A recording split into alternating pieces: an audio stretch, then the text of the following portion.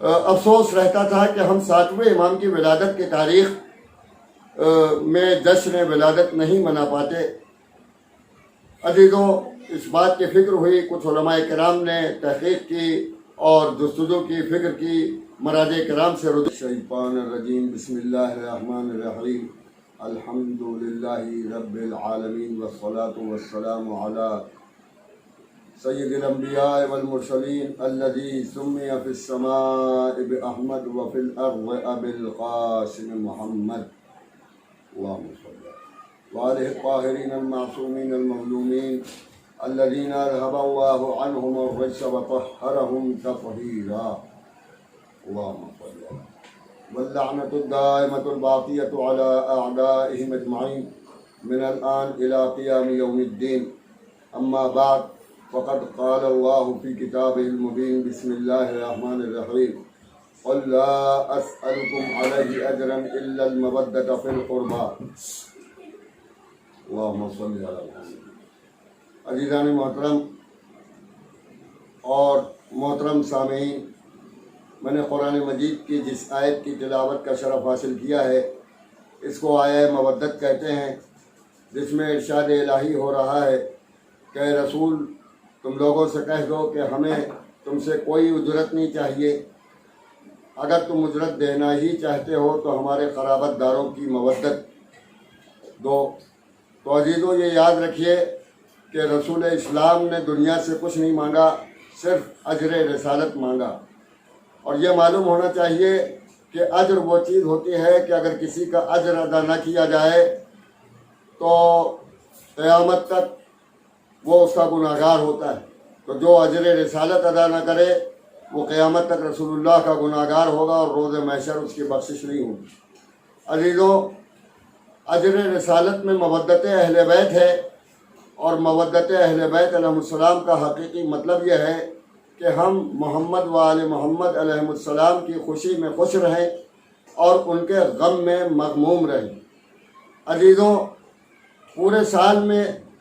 مختلف تاریخیں ولادت و شہادت ہیں۔ جب بھی کوئی ولادت آتی ہے تو ہم اس میں خوش ہوتے ہیں، اور جب بھی کوئی شہادت آتی ہے تو ہم اس میں مغموم ہوتے ہیں۔ لیکن مسئلہ ہمارے وہاں سب سے بڑا یہ ہے کہ بعض تاریخیں ایسی ہیں کہ جو کنفرم نہیں ہے کہ ہاں یہی حقیقی طور پہ۔ بہت سی تاریخیں ولادت مختلف ہیں، اور لیکن مختلف ہونے کے باوجود ہم ان دونوں ولادتوں میں جشن مناتے ہیں۔ مثلا امام علی نقی علیہ السلام کی ولادت 15 ذی الحجہ کو بھی منائی جاتی ہے، اور 5 رجب المرجب کو بھی منائی جاتی ہے۔ اسی طرح اور دیگر ائمہ علیہ السلام کی ولادت و شہادت میں بھی فرق ہے۔ عزیزوں، اسی طرح امام حسن علیہ السلام کی شہادت عموماً 28 رجب، معاف کیجیے گا 28 صفر کو پوری دنیا میں منائی جاتی ہے، لیکن بعض مقامات پر 7 صفر کو بھی امام حسن علیہ السلام کی شہادت منائی جاتی ہے۔ خصوصاً عراق میں، پورے عراق میں امام حسن علیہ السلام کا غم منایا جاتا ہے، اور ایران میں بھی بعض جگہوں پر 7 صفر کو امام حسن علیہ السلام کی شہادت کا غم منایا جاتا ہے۔ کرام کے جو حسینیے ہیں میں بھی مجالس اعضا کا انعقاد 7 صفر کو امام حسن علیہ السلام کی شہادت کے عنوان سے ہوتا ہے۔ عزیزوں، لیکن ہمارے وہاں ہندوستان میں ایک بڑا مسئلہ یہ ہے کہ 7 صفر کو امام موسیٰ کاظم علیہ السلام کی ولادت مانی جاتی ہے، اور بہت سے لوگ اس دن غم نہیں منانے کی تاکید کرتے ہیں۔ اگرچہ دیکھا جائے تو ہمارے وہاں دستور یہ ہے کہ ہمیشہ غم کو خوشی کے اوپر ترجیح دی جاتی ہے، یعنی بیک وقت اگر کوئی خوشی بھی ہو اور غم بھی ہو تو ہم خوشی نہیں مناتے ہیں بلکہ غم کو ترجیح دیتے ہیں خوشی کی۔ عزیزوں، نوبت بائیجا رسید کے اب وہ دور آ گیا ہے کہ بعض مقامات پر 7 صفر کو جشن ولادت امام موسیٰ کاظم علیہ السلام بھی منایا جانے لگا ہے، اور اگر کوئی کالا کپڑا پہن کے وہاں چلا جاتا ہے تو اس کو وہاں سے بھگا دیا جاتا ہے، کہا کہ یہ خوشی کا ماحول ہے، اس میں کالا کپڑا کیوں بنا۔ جبکہ ہندوستان میں پہلی محرم سے لے کے بلکہ چاند رات سے لے کے 8 ربیع الاول تک ایام غم رہتے ہیں، اور یہ وہ ایام ہیں کہ جس میں اہل حرم علیہ السلام پر مصائب کے پہاڑ ٹوٹے، لہذا جو لوگ یہ کرتے ہیں، میرا اپنا ذاتی نظریہ یہ ہے کہ وہ صحیح نہیں کرتے۔ بہرحال بہت سے مومنین کو اس بات کا افسوس رہتا تھا کہ ہم 7ویں امام کی ولادت کی تاریخ میں جشن ولادت نہیں منا پاتے۔ عزیزوں، اس بات کی فکر ہوئی، کچھ علماء کرام نے تحقیق کی اور جستجو کی، فکر کی، مراجع کرام سے رجوع کیا، تو بات کھل کر سامنے آئی کہ جس طرح اور اماموں کی ولادتیں 2 تاریخوں میں ہیں، اسی طرح ہمارے 7ویں امام کی بھی ولادت صرف 7 صفر ہی نہیں ہے تاریخوں میں، بلکہ 20 ذی الحجہ بھی ہے، 20 ذی الحجہ سن 128 ہجری۔ میں آپ کی خدمت میں پہلے تو عید ولایت، عید اکبر، روزہ غدیر 18 ذی الحجہ کی مبارکباد پیش کرتا ہوں، ولو آج 19 ذی الحجہ ہے لیکن 20 ذی الحجہ کی سب ہو گئی ہے، لہذا شب ولادت امام موسیٰ کاظم علیہ السلام کی ولادت باطہارت کی مبارکباد بھی تمام عالم اسلام کی خدمت میں پیش کرتا ہوں۔ اور صرف ولادت باطہارت کی مبارکباد نہیں پیش کروں گا، بلکہ پوری دنیا کے تمام مومنین سے یہ دست بستہ گزارش بھی کروں گا کہ یہ 7ویں امام، جن کو باب الحوائج بھی کہا جاتا ہے، جن کے مراتب میں یہ کہنے کے لیے کیا کم ہے کہ وہ معصوم ہیں، امام ہیں اور وصی رسول ہیں، منصوص من اللہ ہیں اور باب الحوائج ہیں۔ یہ 7ویں امام علیہ السلام یعنی باب الحوائج حضرت ابو الفضل عباس کے بعد اگر کسی، ویسے تو ہمارا ہر امام باب الحوائج ہوتا ہے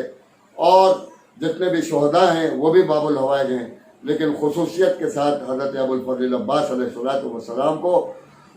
باب الحوائج کہا جاتا ہے، اور یوں ہی نہیں کہا جاتا بلکہ یہ وہ باب الحوائج ہیں کہ ساری دنیا اپنی مرادیں ان سے پاتی ہے۔ اسی طرح امام موسیٰ کاظم علیہ السلام کی جب ولادت آتی ہے یا شہادت آتی ہے یا اس کے علاوہ بھی باب الحوائج امام موسیٰ کاظم علیہ السلام کے روضے پر پوری دنیا کے لوگ جاتے ہیں اور ان سے اپنی مرادیں پاتے ہیں۔ عزیزوں، آئیے آج ہم آپ کی خدمت میں یہ اپیل کریں اور یہ گزارش کر رہے ہیں کہ آپ جس طرح جشن ولایت غدیر مناتے ہیں اور دیگر ائمہ کا جشن ولادت مناتے ہیں، اسی طرح 7ویں امام علیہ السلام کا بھی جشن ولادت منایا کریں، اور یہ نہ سوچیں کہ ان کی تاریخ ولادت تو صرف 7 صفر کو ہے۔ جس طرح دیگر ائمہ کی ولادت و شہادت مختلف تاریخوں میں، خصوصاً معصومہ عالم کی 13 یا 14 رجب، 13 یا 14